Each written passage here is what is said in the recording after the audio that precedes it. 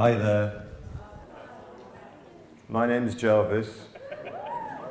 Very happy to be here. I think you've been told to turn your phones off and all that business, haven't you? You won't want to have your phone on anyway, because something very exciting is going to happen. I'm just going to do a short bit of full disclosure here. I probably am not going to be very professional as a questioner today, because I'm a massive fan of the person who I'm going to be speaking to. I was remembering on the way over here, when I was supposed to be, at school and taking notice of things and stuff like that. Sometimes I would be at home. Sometimes I would stay in the whole day listening to the radio next to my radio cassette player, hoping that they would play a Beatles song so I could record it. I shouldn't say that really, that's kind of illegal. But, so my critical faculties are all out of the window, but I'm very excited, as you might be able to tell. And I'd like you to welcome to the stage none other than Sir Paul McCartney.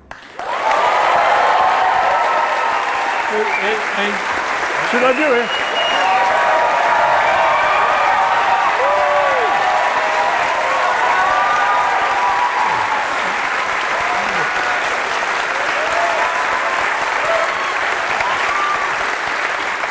Thank you. Thank you. So I'm just here basking in your presence.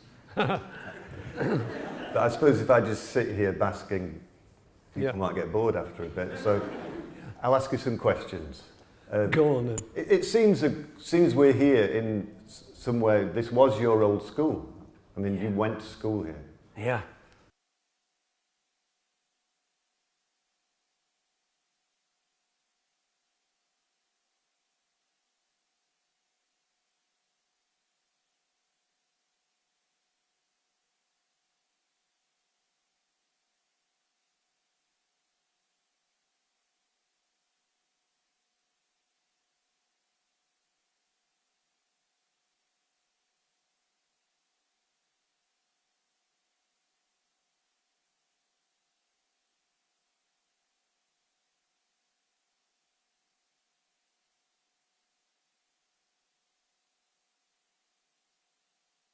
So I remember kind of coming in, sort of, wow, my God. It was like 1,000 boys. So, and I'd never been in a school that.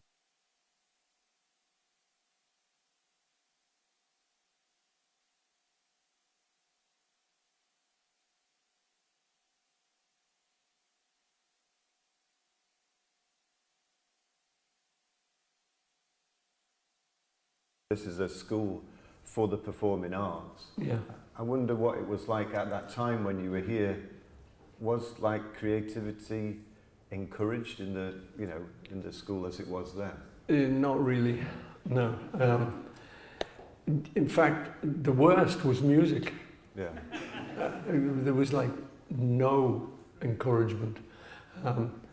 In fact, a typical music lesson would be there'd be about 30 boys in the class, and the teacher would come in. We'd all be there ready for our music lesson. Teacher would come in and he'd have a little record player in the middle of the room, and he'd put an LP on, and he'd just say, I want you to listen to this, boys, and let me know what you think of it. He'd put it on, then he'd go out, which was kind of fatal. It was like, ha ha! So we would post one guy on the door as the lookout, and then we'd get the ciggies and the cards and everything out. Hey! And let this record, we probably took the record off. Yeah. And he'd come back and he'd look at it, he's coming, get the smoke away and everything. Then we'd sit very studiously. I said, what did you think of it, boys? He said, it was really good, sir. Fabulous, love that record. So that was it. We never got any more than that, never even a do-do-do-do-do-do-do-do. I'm sure none of that kind of behaviour goes on in this school now. Oh no, of course not. No, it was exciting to say, because having the whole range of ages from us little plebs, you know, up there, to the swotty prefects and head boys and teachers, and the headmaster, who was J.R. Edwards, he was known as the Baz. The Baz. The Baz, B-A-Z. Okay. Look out, Mr. Baz. Oh. And he was the one who would cane you. Because we're talking old days here. I mean, in fact, this is before I was here, but Charles Dickens stood on this stage and lectured. No pressure. No, I'm not trying to put you off. But so it was like, you know, it was kind of the dark ages, you know, but it was... I was wondering about that, you know, you're left-handed. Did you get any stick for that, like at school? Because I remember my mum telling me stories about they would say, oh, you can't write with your left hand, and actually consciously trying to make Did you get forced to... Not me, but my mum got a lot of stick about it. Oh, yeah. I don't know, did you get stuff like that? No, it wasn't too bad, but I do have a distant memory of sitting down to write with my left hand and writing my name backwards, writing P, but going that way instead of going that way. It's like mirror writing. What does this say about him? So, you know, but they never told me off. I was allowed to write with my left hand. So you say you weren't really getting music education at school, so what do you consider the things that did teach you about music? Where did you get that info from? My dad was a good amateur pianist, and he was the guy at the family parties who would play the piano, and they'd roll the rugs back, and all the ladies would sit around the room with little drinks, because if you have little drinks, you don't get drunk. Unless you have a lot of little drinks, which is what they did. They never looked like they were getting drunk. But they would then sing all the old songs of the time, of their time. So this all went in. You know, so I kind of still know those old songs. And he would play the piano. And so I think all of that kind of ended up just, I sponged it in kind of thing. And when later he couldn't play the piano, he got arthritis. So I ended up as the guy who played all these old songs. When the red robin comes, pop, pop, pop, pop. And, you know, well, I mean, I think that's one way I learned music. And then the other thing was that he'd given me a trumpet for my birthday. And I kind of learned, because he used to be a trumpet player in his little amateur band. And this was in the 20s when he was in the band. So it's all that stuff you see in the films, you know. But he didn't want to teach me. He thought I should learn properly. And so I tried a few times to learn properly, but hated it. When you say properly, you talk about having to learn how to read music and read stuff music like that. And scales. Do do do do do do do do do. You know, We shouldn't be putting people off here, should we? No. Scales are really important. Yes, this is what I mean to say to, oh, by the way, hello world, we're on Facebook. Hey! It's a big hi from Liverpool to all you folks. Yeah, no, don't let us put you off. Learning music is a really great thing. No, but the sort of guitar craze came along. It was at skiffle. It was like a folk thing, and we all were very into it, so a lot of people got guitars. So I asked my dad if I could trade the trumpet in for a guitar, which, having been a musician, he was fine with. So then I had a guitar, and you met lots of friends who had guitars, so you would just talk. So it's where I met George, who went to this school, George Harrison. I met him, he used to get on the bus, the stop after I did. It was about a half an hour ride into this school. So if we ever sat next to each other, we would just develop our friendship and started talking about guitars. So then we learned chords off each other. And the great thing was, and then same happened with John. The great thing was that years later, if John and I was showing the guys a song, George automatically knew anything we knew. You know, it wasn't like we knew anything more, he knew exactly. So we could just go jingle jingle, play it through, and he would know the song, you know. So, but I think that's really where our music took off. Once we had this, and of course it was a craze, rock and roll actually was coming in, you know, from skiffle. And I remember actually being, these used to be pews, not these nice comfortable seats you're all sitting in. We had wooden benches, you know. And I remember sitting back there with a copy of a music paper, the NME, and seeing a picture of Elvis Presley, and it was like, wow, this is wow, you know. We were just enthralled with this guy. And then when we heard his records, that was it.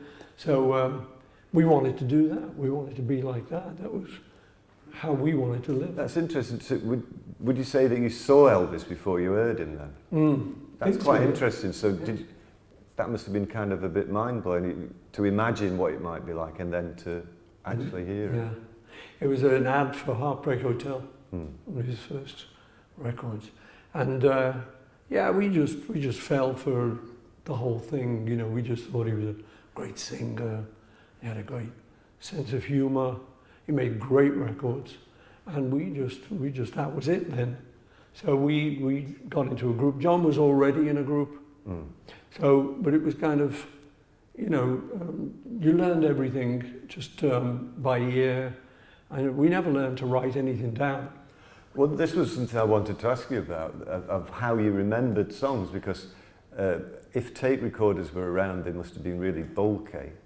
It's not like today where if you kind of have an idea and you're out somewhere, you can like hum it into your phone or something like that. So how did you kind of remember? Well, I always think that was a great thing that we didn't have. And we did, like you say, the big bulky one was called Grundig. They had a little blinking green eye in the front of it. But we never had one. We knew a guy who did, so we borrowed it once. And I think we put a couple of little songs down on it. But we mainly used it for prank phone calls.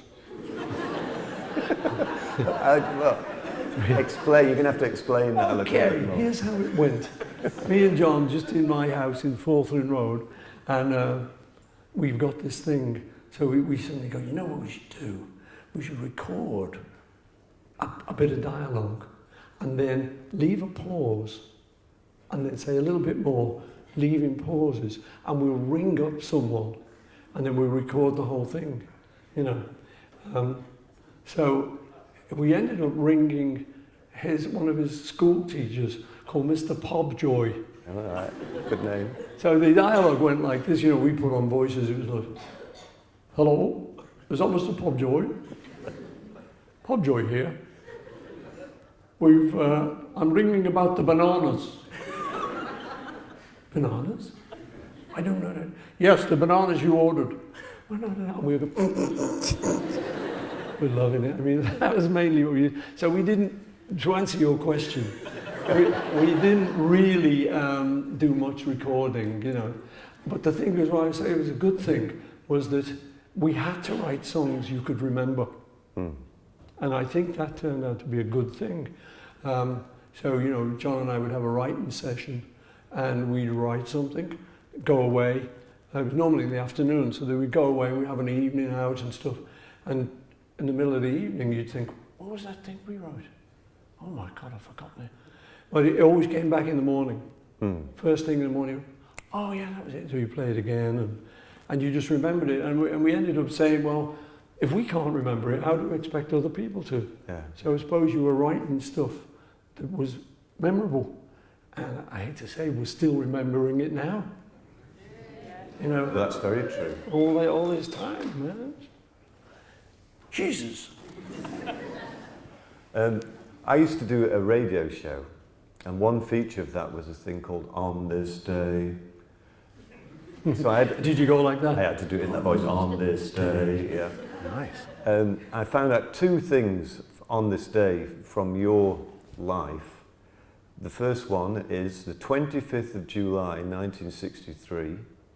You played the fourth of 6 nights at Hammersmith, at Weston-super-Mare Odeon. I don't expect you to remember that, but I just wonder, had you done something wrong to be sentenced to be playing Weston-super-Mare for 6 nights in a row? I mean, it seems a long time to be playing Weston-super-Mare. We could fill it, man. No, I think it was just because, you know, I don't know. We did what the manager told us. You're playing Western Superman. And of course, because it's a seaside place, we loved it. We went on the beach, got bronzies. So, you know, it wasn't so much the playing, that was just what we did in the evening. But it was good fun. And there was another one, it's not quite the right date, but in a couple of days in 1968, you went into the studio and recorded Hey Jude, and the session went from 8:30 p.m. till 4 a.m.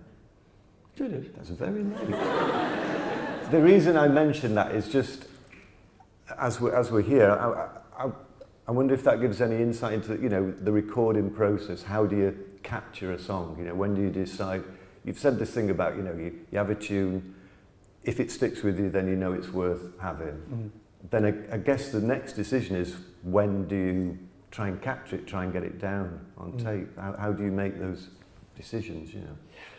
Well, I think when the song's done, what happens with me with albums is I just write songs till I've got too many. And I think, well, I better record them.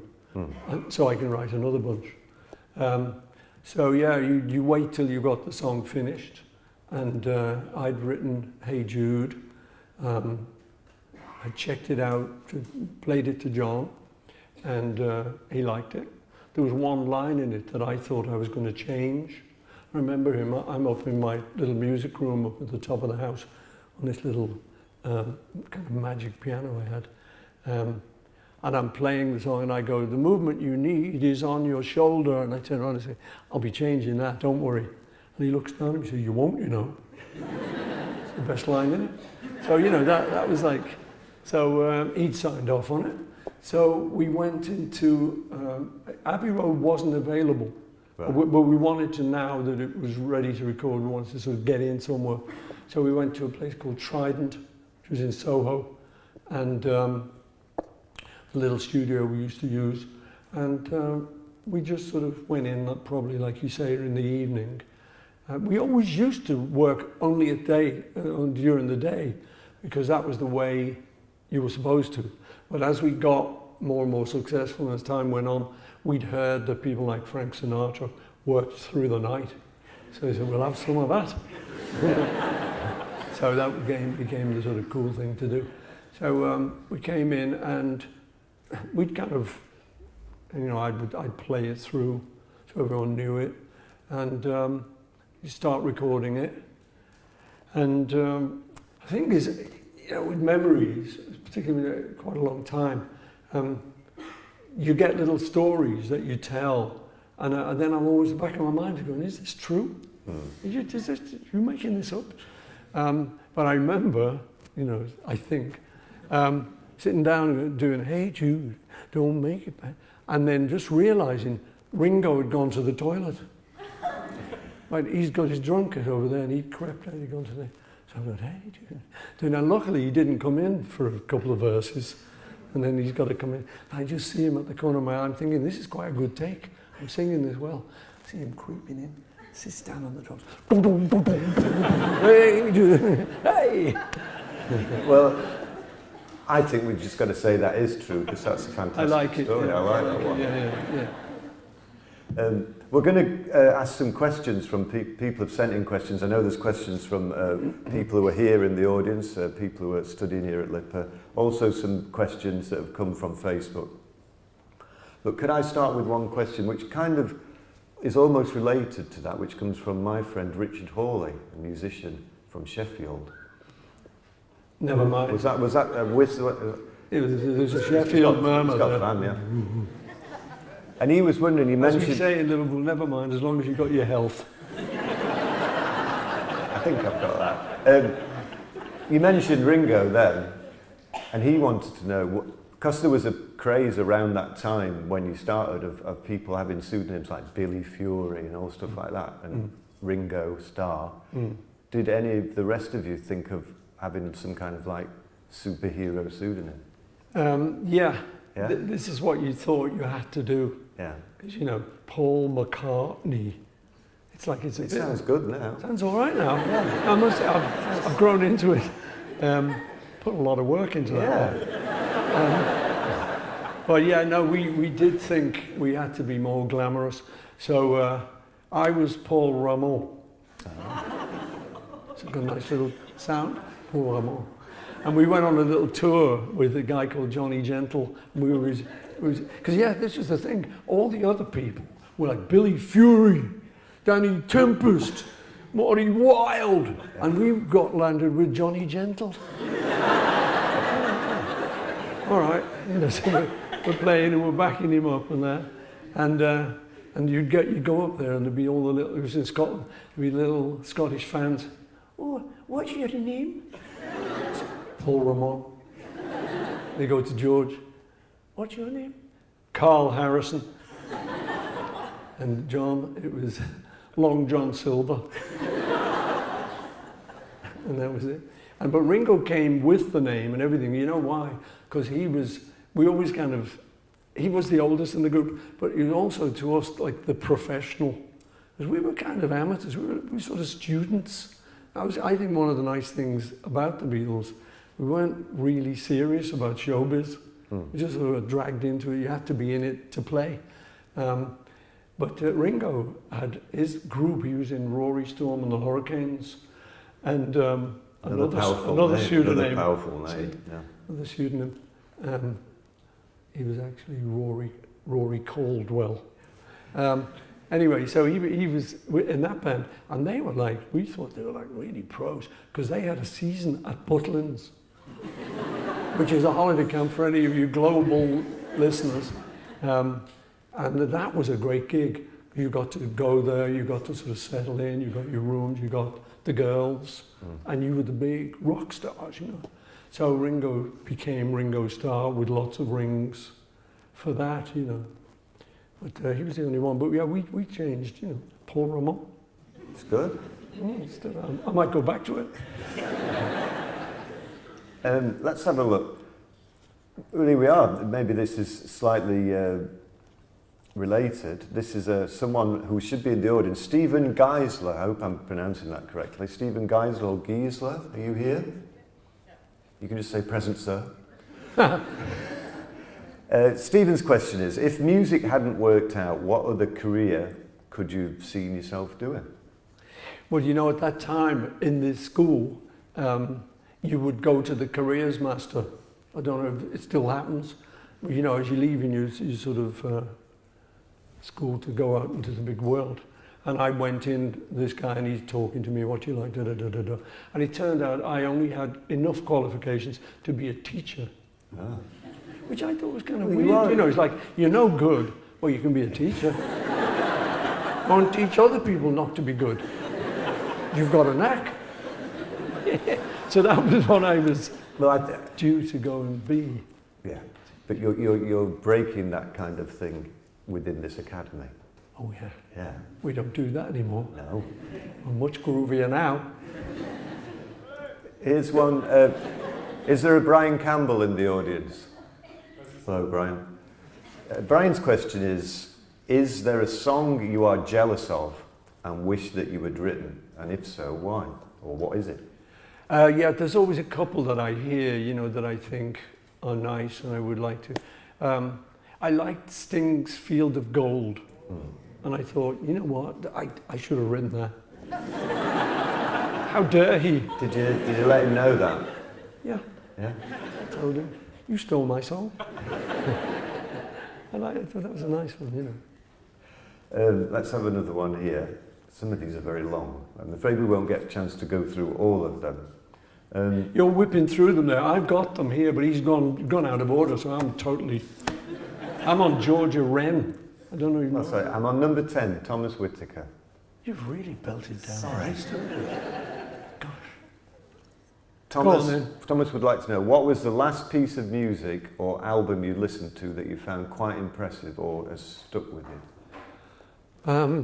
I think probably Kendrick Lamar. I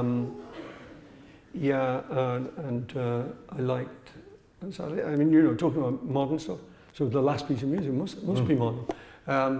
And not so modern, I liked Kanye's Dark Twisted Fantasy. That's why I ended up working with him, because I Yeah. like that. Other pieces, I don't know. There's one out at the moment that I think is very catchy, which is Christine and the Queens record. I like that. It is like totally Michael Jackson rip-off, but we don't mind, because it's so catchy. And how do you hear music now? Because there's so many different With ways. with these. I know with that. Good answer. I got two. But I'm talking about what, because there are so many, I suppose industry speak would be delivery platforms or whatever, but there's so many ways you can... I love it when you talk dirty. I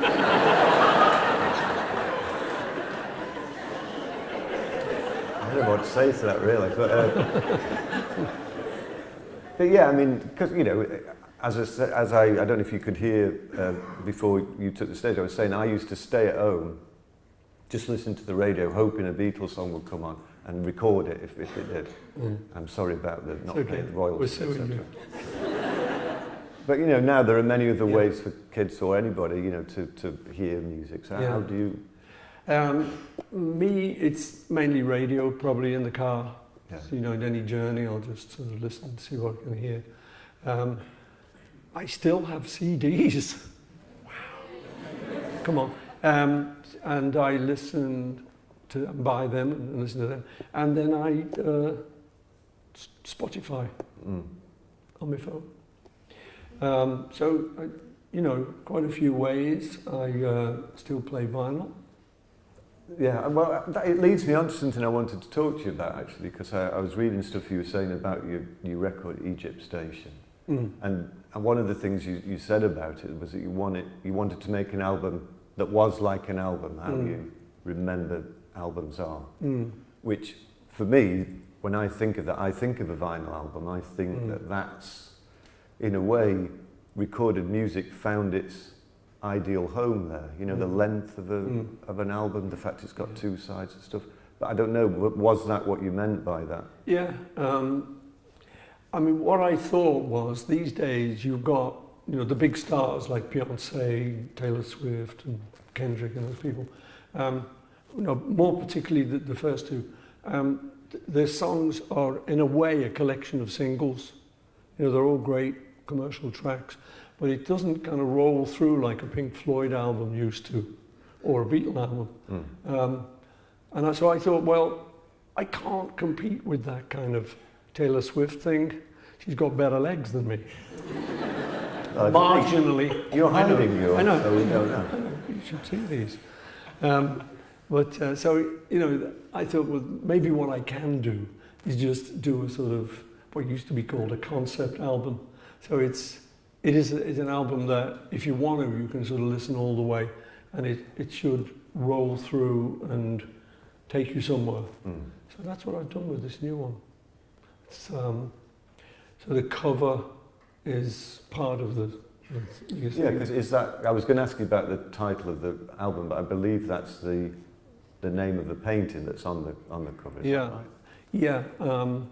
I did a painting and it had Egyptian iconography in it, because I like that kind of thing, so I put some of these images in the painting and mixed it up a bit. And just to remember it, I called it Egypt Station, because it had sort of Egyptian things. And I never thought any more of it, but people quite liked it, so I liked that one, you know. And I was looking at it one day and I thought, it's quite a nice title, that, Egypt Station. So I thought, well, that could be the new album's title. And then I thought, you know what, the painting could be the cover. So we started, that's where it started. And then we got some really good art directors who took it somewhere. But yeah, that's why it's called that. And so, you know, we start off like with a station noise. So you're sort of in a station. And then a choir swells out of that. So it's like heavenly station now. You're tripping, dude. And then it goes into the first song, you know, and then it carries on. Yeah, and I shouldn't, well, am I allowed to, I'm not going to spoil it, but then at the end we end up with this, we go to the station again, don't we? We go to the station again? Yeah, we did. So, you know, that was the idea, was to do something like that for people who like that kind of album that goes right through. rather than just, because the thing is, of course, people are just only going to choose the single that they like. They're only going to choose that track and that track. But there will be those amongst us who will listen all the way through.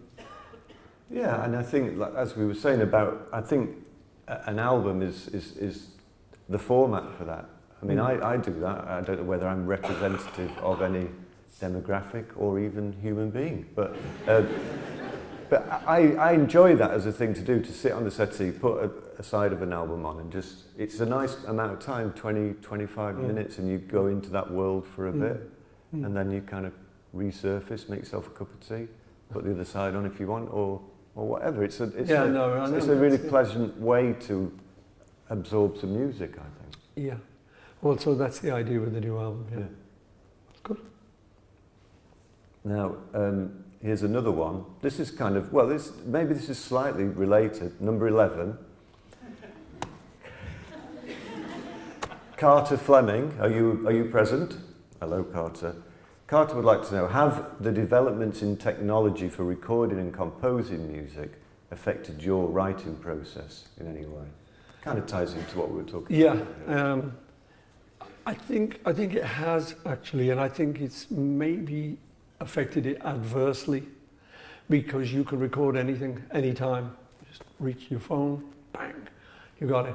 So I find myself with like thousands of sketches.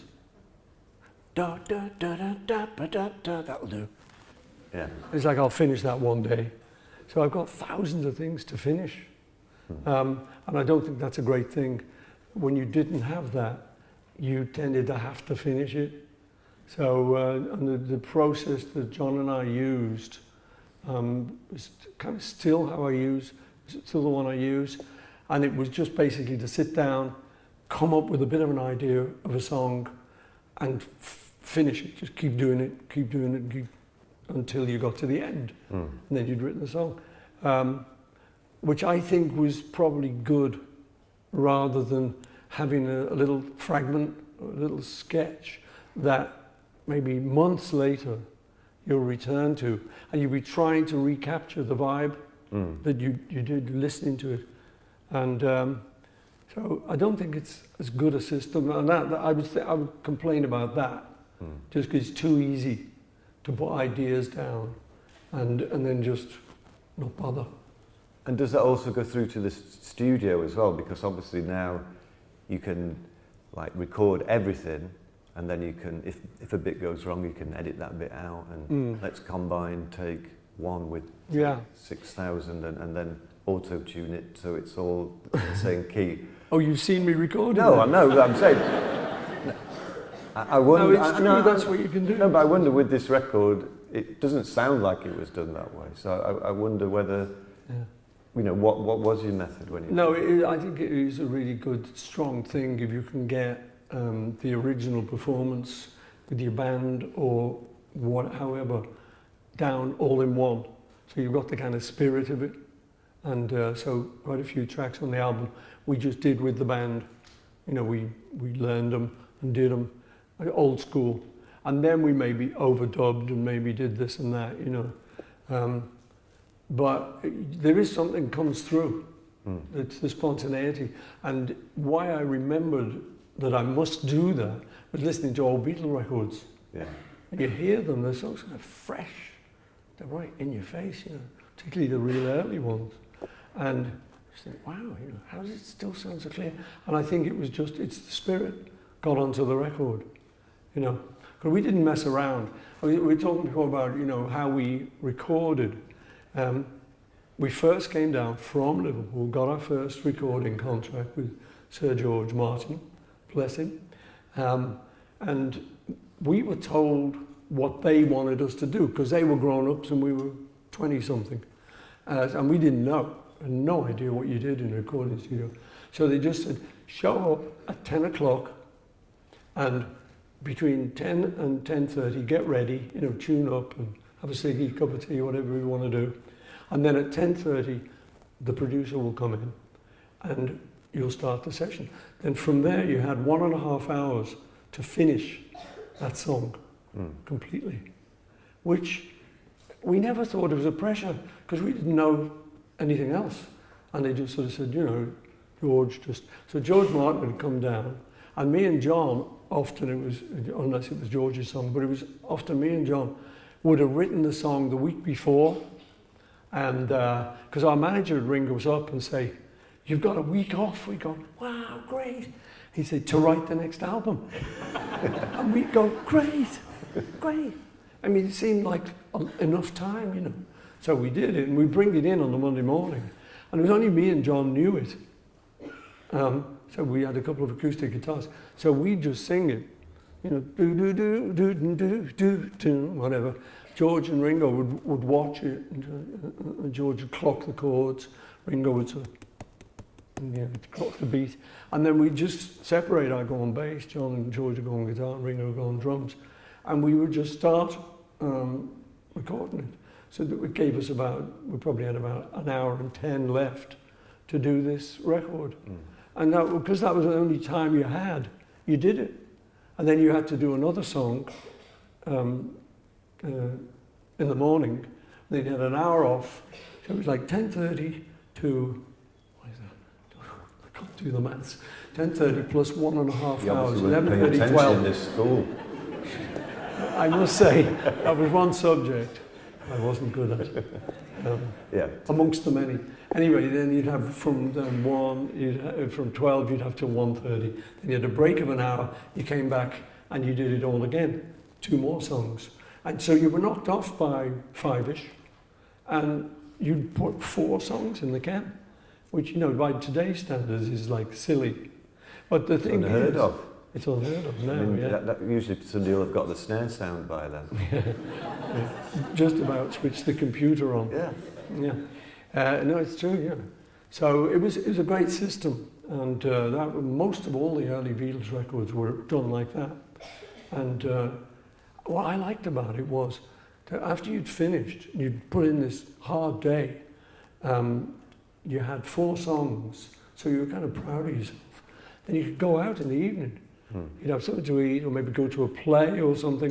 And I think that informed the next day. Yeah. You know, because we were down in London, so I might go to like the National Theatre and see a play. I was going out with an actress at the time, so we'd go out and see Juno and the Peacock with Colin Blakely in it. And it was so good, you know, National Theatre, wow, you know. That you'd come back and go, yeah. And I don't know, it somehow informed what you did the next day. It raised the bar a little bit. So I was always glad that we had those hard-working days, but the evenings off. Yeah. The way you speak about it, I wonder, do you ever come here and have you ever taken a class here or anything like that? You know, as you're saying about the thing of people getting something down quick. Or I haven't done sort of a recording thing. I do the songwriters. So I come up here and I basically listen to a bunch of songwriting students who are kind of my students, you know. And I always say to them, okay, look, you know, I don't know how to do this. You know, which is get a bit of a sort of strange look. Yeah. Oh yeah, great. Teacher, see? Yeah. I was always destined. But what I mean is, I actually don't know how to do it, and I don't want to know how to do it. And I sit down to write a song, I hope it's something I don't know how to do, and I hope it's new, and you know, I don't want to think, oh, it's got to do that, it's got to do this. And if I find myself getting predictable, I'll try and break the thing. So I say that to them, and then after the shock's gone off their faces, they will then play me a song, they play me their work. And I'll just kind of critique it. I'll say, I'm just imagine we're writing together. And what I would do would be this. And by the way, you don't have to accept it because it's your song. It's not mine. But generally, you know, they accept it. That I had. No, you know, I mean, hopefully I make good suggestions. No, I think that's really interesting because, as you say, this is an academy and it's to some extent a formal education, and that's not something that you had in your music education. And it's interesting to hear that you know, communicate that, because I agree with you. I think music is a very kind of slippery beast, isn't it? how you tell whether something's good or not is really, like I don't know whether you get this thing, but like one day you can write a song and think, yes, Grammys, come on. And then you listen to it the next day and go, oh my God. It's crap. Yeah, and it can work the other way, like you write something, you think, God, that's rubbish, and then listen to it the next day and you realise it's good. So that kind of thing where you can never pin it down, in some ways is frustrating, but also is what's exciting about it, because you never tame it in a way. That's what I mean, you know, that's why I don't really want to tame it or know how it goes, you know. And the thing is, we learn, by doing it the way we happen to do it, or happen to have done it. I'm saying the Beatles, all the Liverpool groups, all the British groups, the British Invasion for America. I don't know any of them really knew how to write or read music. We sort of didn't need to. I remember talking to Jeff Lynne about it. He said, well, we just made it up, didn't we? You know, and he's right, that's what we do. We just sort of made it up, you know. But I will work with people who do know how to do it. For instance, if something's got to be orchestrated, I will bring in someone who actually knows what to tell the orchestra, you know, and how to write it out. But often they will say to me, oh, wow, I've always wanted to ask, that song, was that 3/4, 2/4, one of those bars? I go, I don't know. Because we made it up, so we just it goes, you know, good day, sunshine, good. And there's somewhere in there, there's a 2/4 bar or something, you know. But we just went, oh, it went like that, yeah. Changes there, yeah. And I think it was more exciting. Yeah. The minute it's written, for me, not for, of course, all your kids around the world studying music, and your parents spending all that money. No, I mean, it is also great to go the other route. It's just not the route I went. Yeah, well, it's funny, you reminded me of something now, because one of the most frustrating things of my adolescence was buying the Beatles songbook, because I was such a fan, you know, and sitting down, and then suddenly having this terrible, crushing realisation that I couldn't play any of the songs, because they had all these kind of chords that were like all over here like that, and I wondered about that, whether I bet they didn't consult you about those songbooks, or did they? Did they come and say, how do you play this song? No, I mean, the chord symbols was all we could ever read on sheet music, and the words. So that's what we used. We would just look up the chord symbol, and we knew a lot of the chords, you know, because the thing about the Beatles, we started here in Liverpool and played little clubs. Then we went to Hamburg, and going to Hamburg was like a big experience, not just for young kids let off the leash in the strip district. That was also revealing. But just that we played so long, we played like sometimes 8 hours straight through kind of thing, you know, we'd have an hour on, an hour off, an hour. But because we played so much, you learned lots of stuff. We learned lots of songs, because we didn't want to get bored. And you know, at that age, the worst thing is, oh God, we're doing these same 10 songs again. So we had millions of songs and millions of chords.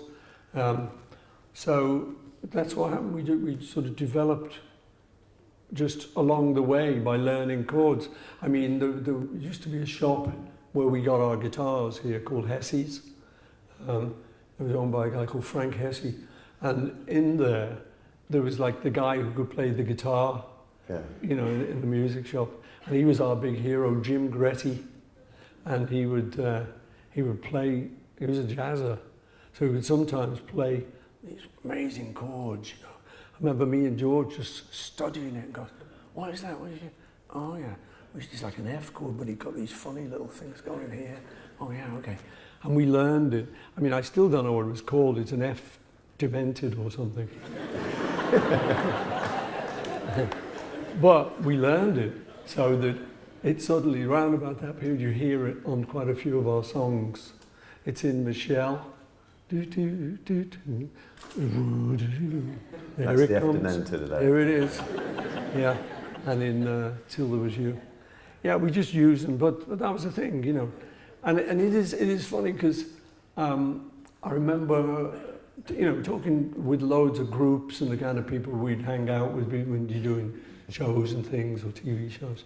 And I remember sitting around with Travis and the guys from Travis, and we were just chatting, and they were playing me one of their songs, and it sort of was in A, and then it went to F sharp minor. So I go, oh, I said, I like that, F sharp minor.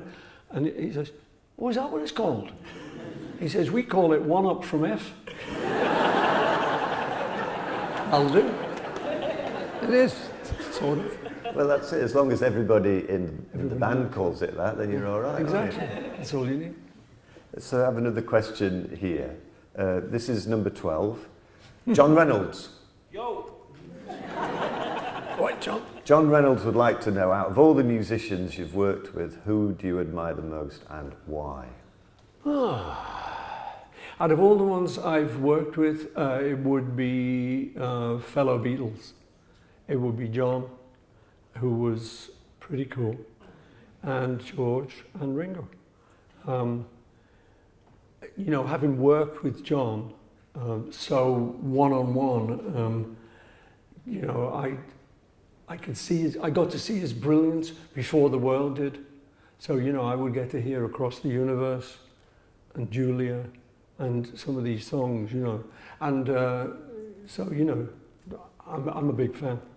And when we would work together on something like Day in the Life, often what would happen is whoever was going to be the sort of creator of this song would bring in the first verse. So you knew what was going on. I read the news today, oh boy. Okay. And then we'd sit down and we'd take it from there and we'd sort of write it all down and develop it and do the thing. So, yeah, so I've seen John at work, you know, so obviously. And little things he did were, I thought, brilliant. You know, I started a song, it's getting better all the time, and he went, it couldn't get much worse. I go, get that down. So, you know, just those little things where I think, and then I think Stevie Wonder, you got to go to Stevie, who was just a musical monster, you know. He's fantastic. Well, he's got everything on him because he's got, somebody was going on about Stevie Wonder to me the other day, like, you know, he's even got two voices. He's got like the high Stevie and then he's got the angry Stevie, like, that kind of. And then he can play the harmonica. And then somebody showed me this clip the other day where he just plays the drums amazingly as well. It's just he's like, a great drummer, yeah. Yeah, no, he is, and the little guitar thing he's got now, and the keyboard, obviously. But, yeah, no, I worked with him. We did the record Ebony and Ivory, which some people thought was a bit glib, you know, but to me, I thought it's kind of a cool thing, you know, the black and white living together in harmony. What's wrong with that? But it was great fun working with Stevie on that. We came out to Montserrat, which was George Martin's studio in the Caribbean, and so we were working there. And Linda, my first wife, Linda, said, "Well, invite Stevie over. I'll cook lunch." It was a Sunday when we were taking the day off, so I said, "Great." You know. So I said, "Hey, Steve," I rang him up. "Steve, do you fancy coming to lunch?" He said, "Oh yeah, man, yeah, sure." So I said, "Great. I think about 2 o'clock, will that do?" Great. So I told Lynn, 2 o'clock. She said, okay, so she starts cooking with 2 o'clock in mind. So 3 o'clock comes, and I go, I better ring him. "Hey, Steve, how you doing, man? What's going on?" You know, he's like, "Oh, hey, Paul. Oh, yeah." I said, you coming over? I said, "Oh, yeah. I'm just heading out the door. Yeah, I'll be there in 2 seconds." Well, 10 o'clock that night, I'm serious, 10 o'clock that night, felt like going behind him. "Oh, who did that?"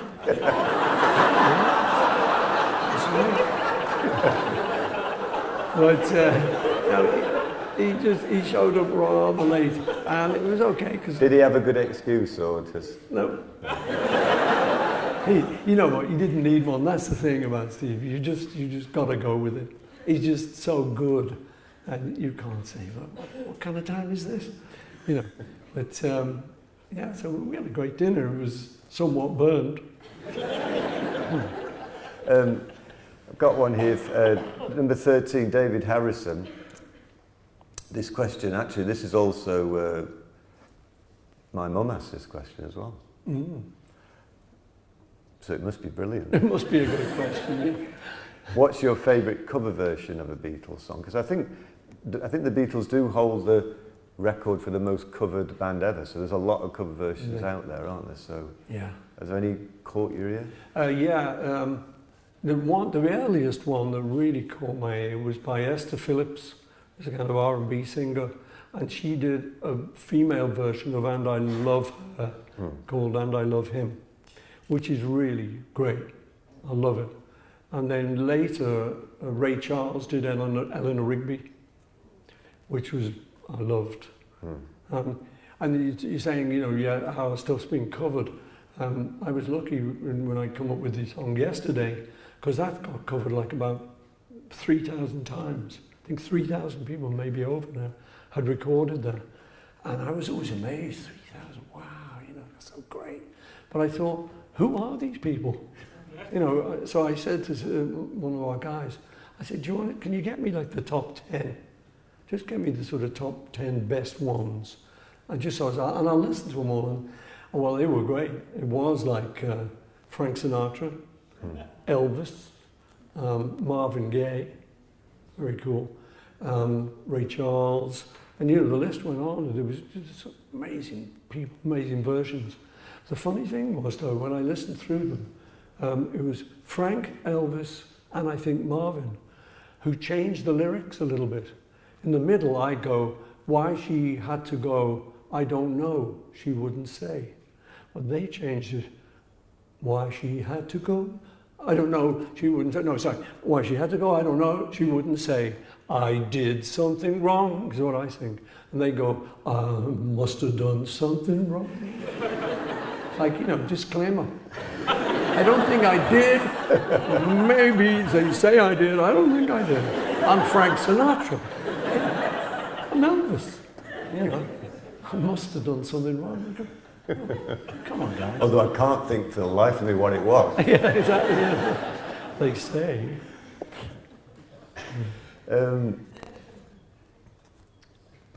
Well, this is one, Phil Christopher. Maybe we've covered this a little bit, but how would you teach an aspiring songwriter to write a successful song? Well, I suppose, first of all, how write a song. I don't know whether a song is successful. I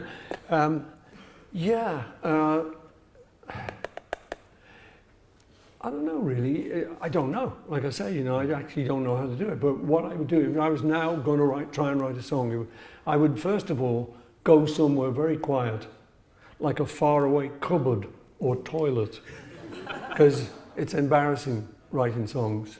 You don't want to do it in public because you want to make your mistakes in private.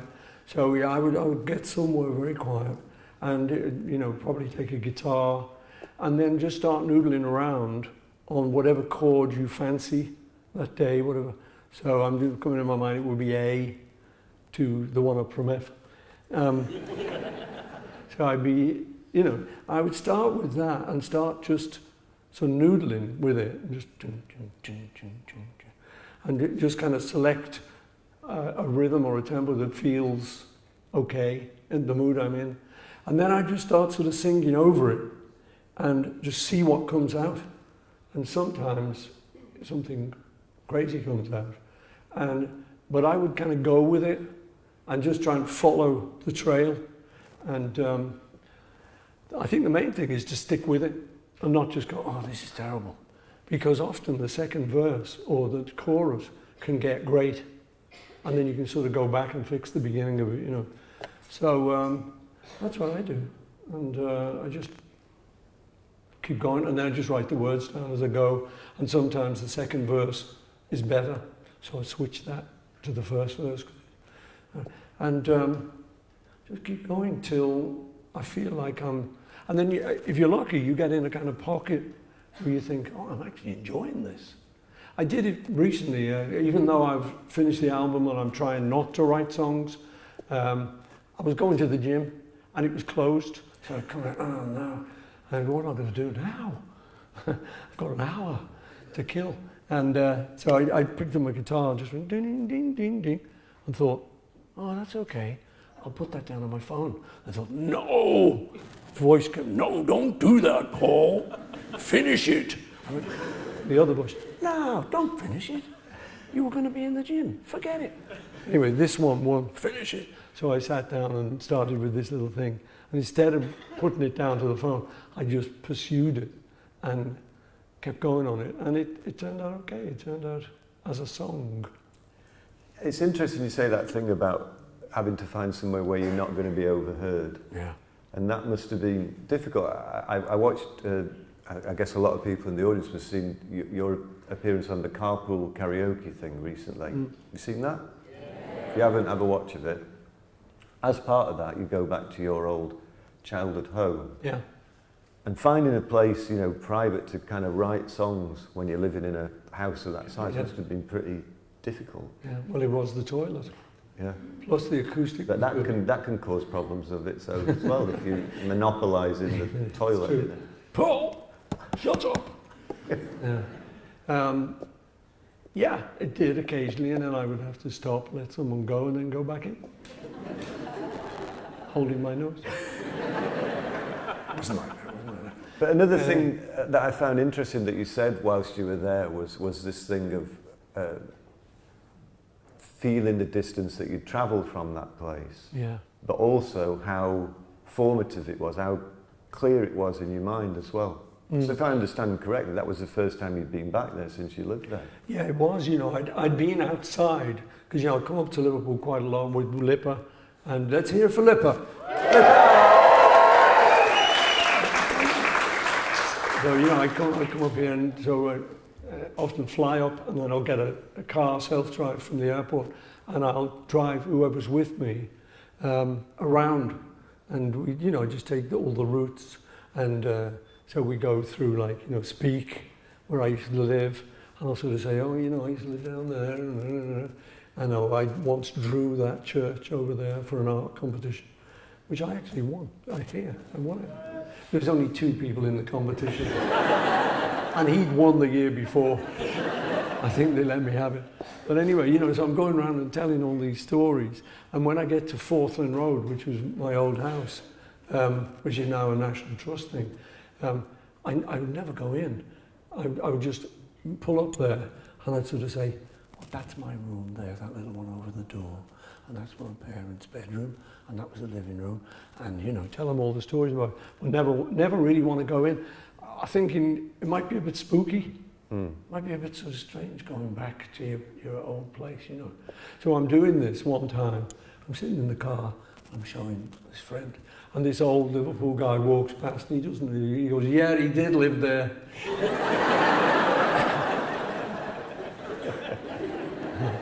But no, with James, it was like he said, no, we should go in, you know. And I said, oh, okay, we go.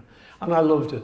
It was great, and it wasn't spooky, and it was just, it's like this place, you know, it's just full of memories. Just everywhere I look around, you know, I'm playing shove halfpenny on those benches at the back there with George, and you know, coming here for seeing the headmaster and all the teachers walk in with their gowns on. I've never seen people in gowns. Yeah. You know, my little primary school never had any of that. So, you know, there's just so many memories. Getting the cane, for instance, which was a wonderful memory. I'm now heavily into S&M. I blame them. Well, I was going to get on to that later, but as soon as you brought it up. I grew to like it. No, not true.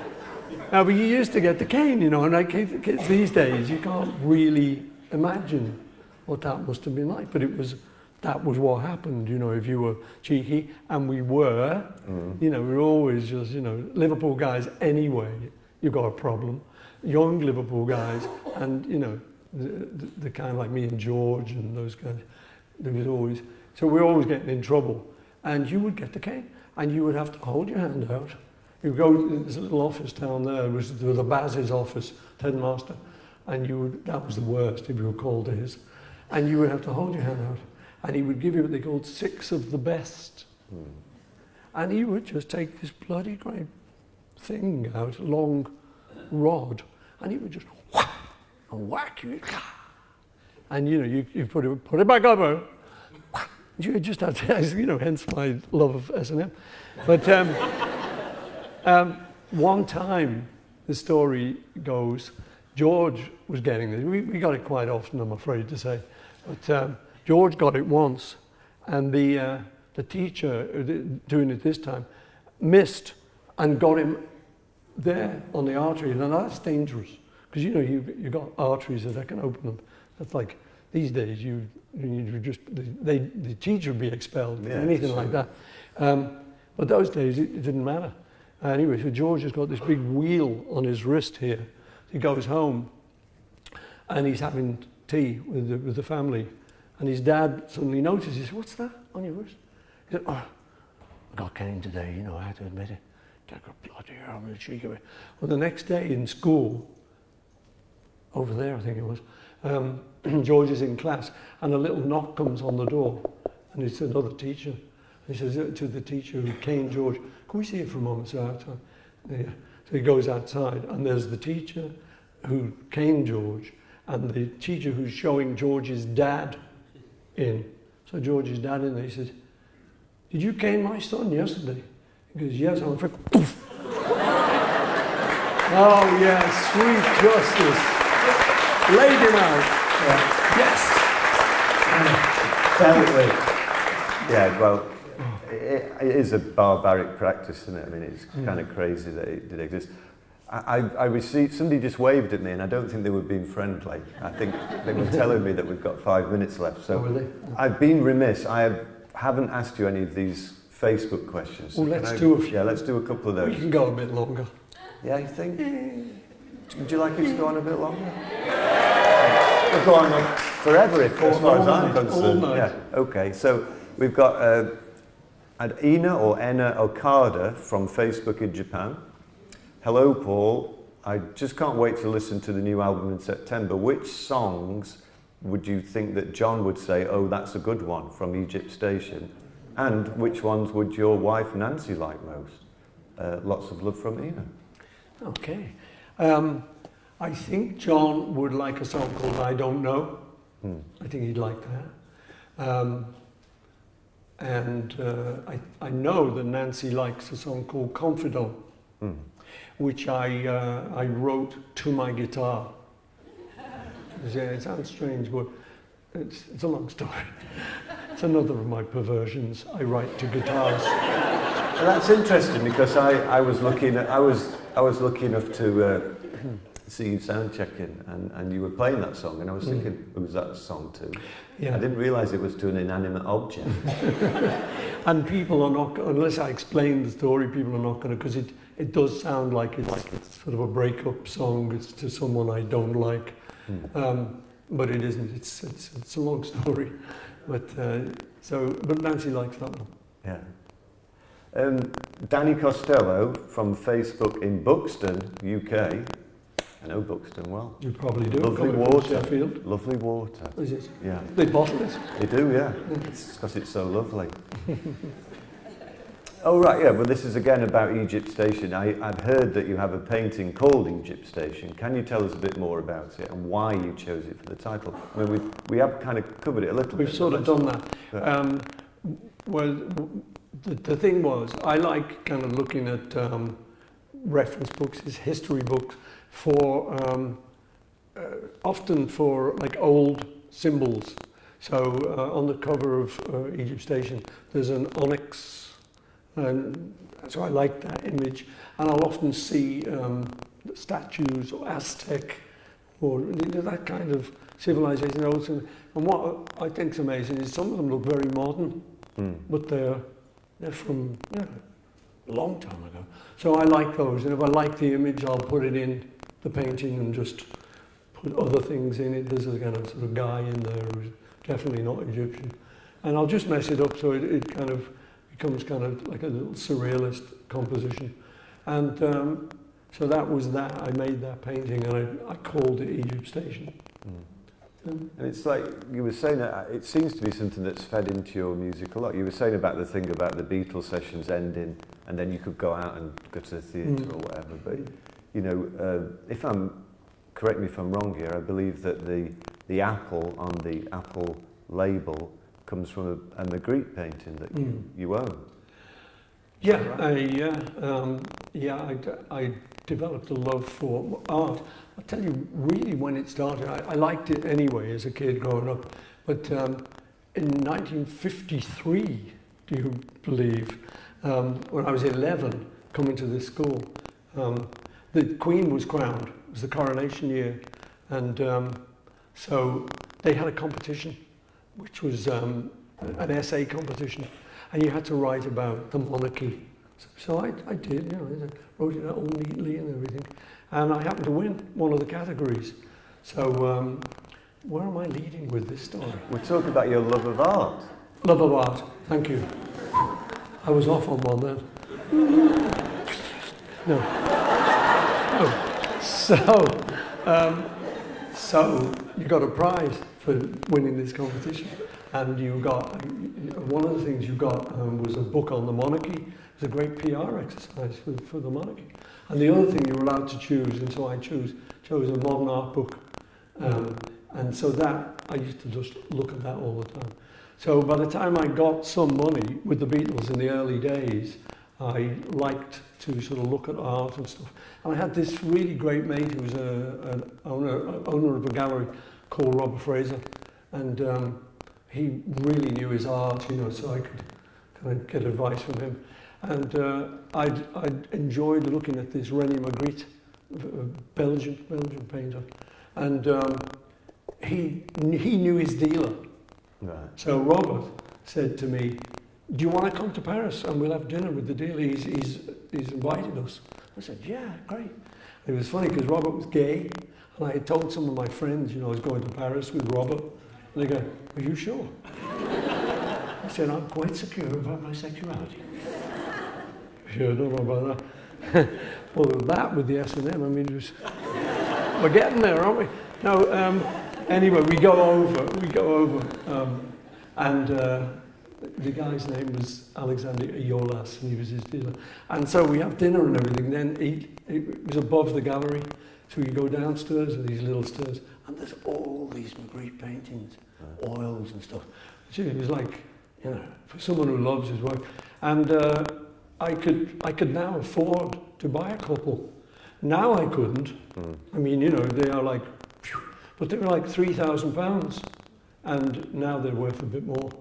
But so that kind of started it, that love of art. And in all of that, I saw this apple. And what happened one day, Robert knowing I loved this, I was out in my back garden in London doing a little music video with Mary Hopkin, actually. So I was busy, and Robert knew I was busy. So I came back in from the garden, and he'd left this little painting, little oil by Magritte, propped up on the thing, and he'd just gone. So, and what the painting was a green apple, and written across it in Magritte's writing was au revoir. So I thought that is the coolest, most conceptual thing anyone's ever done. Just leave a Magritte there with au revoir. And, so yeah, that's where it came from. So, and people say, why was it apple? Because, there was an apple before apple. Because people think we mean apple, but we mean apple.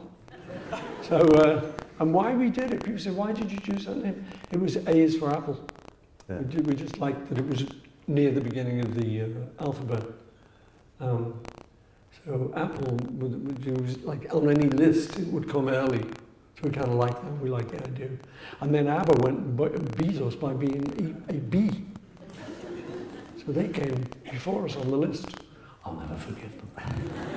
Well, that's what it was. I'm not going to get forgiven if I don't wind. I would love to talk to you for maybe until the end of time. But I know that we have to stop. Thanks ever so much for submitting to my questioning. It's good fun. I have to say to everyone, hang around as well, because I believe something exciting is going to happen behind that curtain quite soon. I hope so. I also know that you're going to come and play in Liverpool in December, is that right? Yeah. So everybody right. should prepare themselves for that. Yeah, we are playing at the Echo Arena in December. But the thing is, we also have tomorrow, we have a little secret gig somewhere in Liverpool. You're kidding, mate. I'm not kidding you, Jarvis. Would I lie to All you? right. Well, on that cliffhanger, ladies and gentlemen, please, Sir Paul McCartney. Jarvis, thank you.